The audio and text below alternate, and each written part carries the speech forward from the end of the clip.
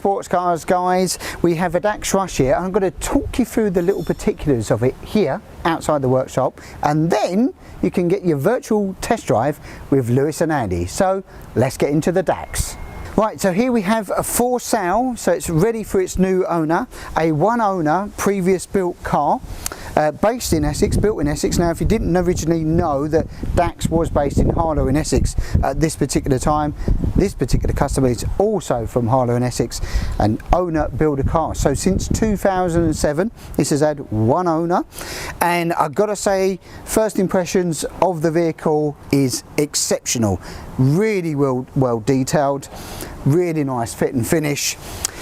Customer who's built this car has really fastidiously looked after the vehicle, and it's been painted actually, which is unusual because normally they're in a gel coat, but this is in what's called Subaru black blue. It does sparkle in the sun. It's probably hard for the cameraman Lewis there to pick it up, and it's also had on here the PPF protection. We can see the line here, said all the PPF protection put on the vehicle as well. So you can tell this customer was very fastidious when he built the car, kept it, looked after it. So let's get into particulars. What is the Dax Rush? Well, it is it's a 7S silhouette chassis. Still, you can get parts for these. There's a couple of companies out there that still make parts for them. XCS in Stafford Walden, based in Essex, still make parts for this particular car. So if you're worried about it, not a problem, they can be sourced. Secondly, it's got what's uniquely done then. It did have a patent on it, which is called the camber compensation front suspension unit. Now, it's a bit trick and it's hard to explain what it is, but basically it's a series of rods that link the suspension. So the whole idea is to keep the front camber of this wheel, so if that's your camber, obviously under load it will probably pull in as the suspension goes up and down, and the whole idea is the rods then push it in a way that holds it so that the contact patch of the tyre is flat to the surface, hence in theory giving you more grip. Now, I've built a couple of these over the years myself as well. Great little cars, great little product. This is a round tube, so it's fully round tube, as they call it, camber unit. You can see here, these are the two link bars that do it, and I'll get the bonnet off and show you on the top wishbones what it is in now.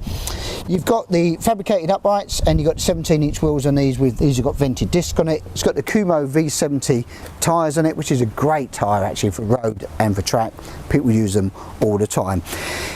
Getting to the interior, this is a minimalist car, as most bike engines cars are. This is a Hayabusa-powered one, and we'll get into the power plant in a second. Very minimalist interiors, keeps the standard booster clocks here.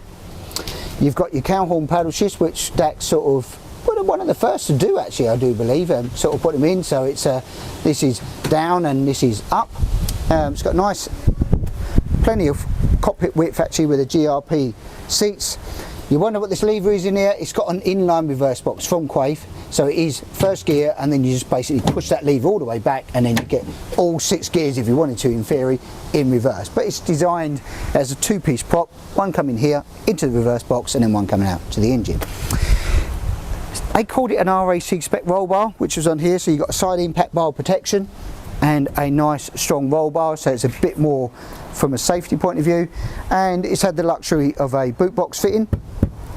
In the rear will be a Sierra rear end, so it's a forward rear end right the way through, and it's got a Sierra 7-inch diff in there, which ratio will probably be the 338 I would imagine in these particular ones, running on the 17-inch Pro Race head tyres, Pro Race wheels with 235 40/17 Kumo tyres as well. So it's got what's called on the back, it's a DD on beam. So Sierra's originally had them as a vehicle, so it's a solid mounted diff with a fixed beam that joins the two wheels on the back, so they come up as one.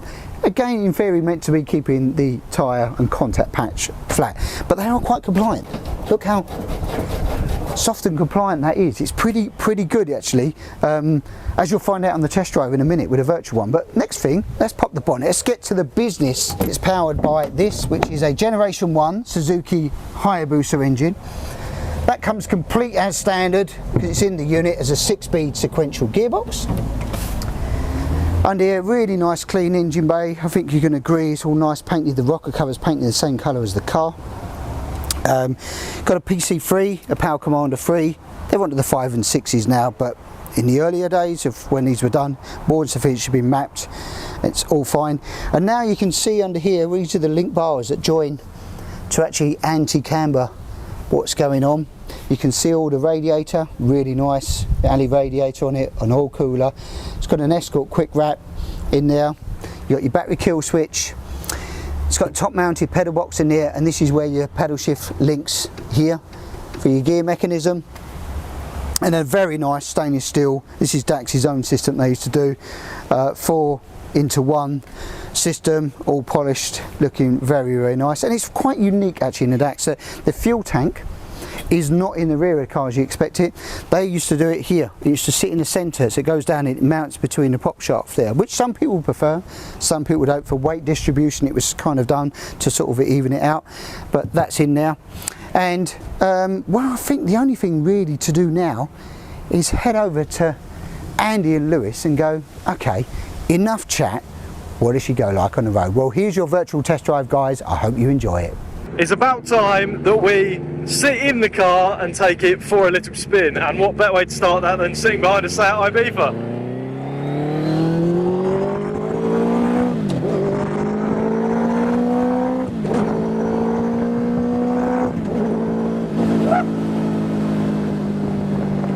Yep.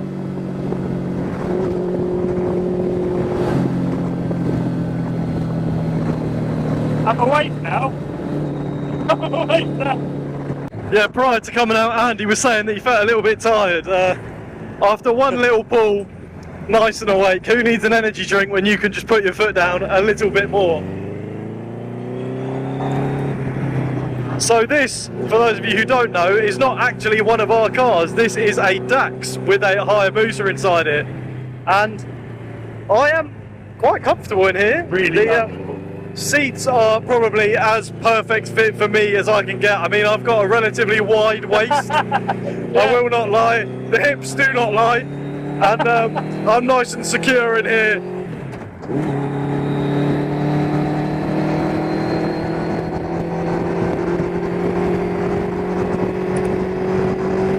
Ready?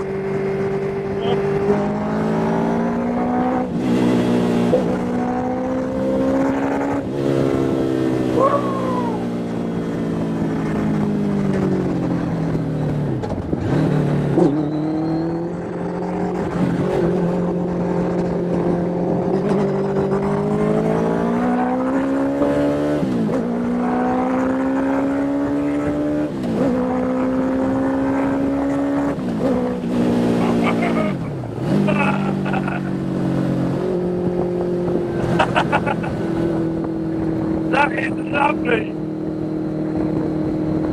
I need an aero screen though. I do feel like my eyelids are flapping in the wind. But this is a serious car, I'll tell you that. Serious car. The steering on this is for outboard suspension for what I expected this to handle like. Oh my god. It doesn't seem to skip out at all. Yeah, the exhaust note that comes from this is so throaty. I mean, we've got a very different looking exhaust manifold than what we run on our cars, purely because the exhaust manifold on our cars is designed for performance, whereas this thing looks beautiful on the side of the car, and the exhaust note that comes out of it is really quite deep. It's definitely different to your normal sort of Hayabusa sound.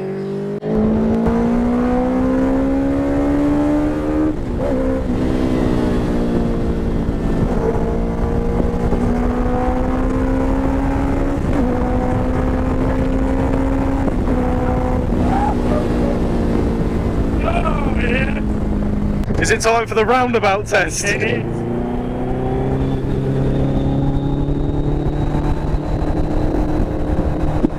Oh, wow. Yeah.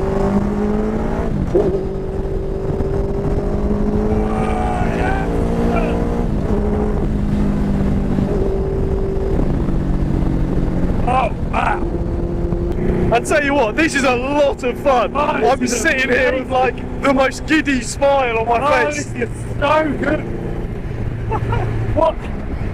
People always asking me, more partial to our own cars, and I mean, that's quite understandable if you are, if you're partial to one brand or Yeah, another. 100%. But by God, this is great. Yeah, I mean, with like your standard everyday cars, everyone sort of has their favourite car brand which they go out and buy. But honestly, I don't own any of the cars that we go in test drives on, so I have a completely unbiased opinion to one of these. And stereotypically speaking, with a lot of the outboard suspension cars which I've been in, they don't match up to the inboard suspension setup which we run on our cars. But this thing just handles so well. If I hadn't have seen it, if you'd blindfolded me, sat in the car and got to drive that, I would have known. Yeah.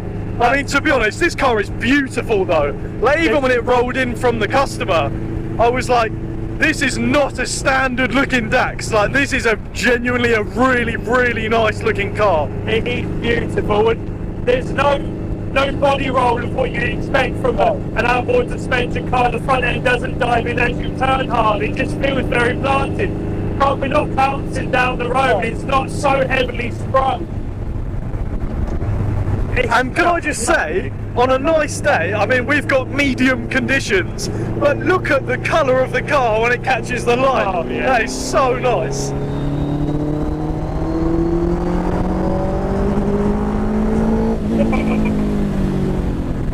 Brakes are good. Brakes are really good.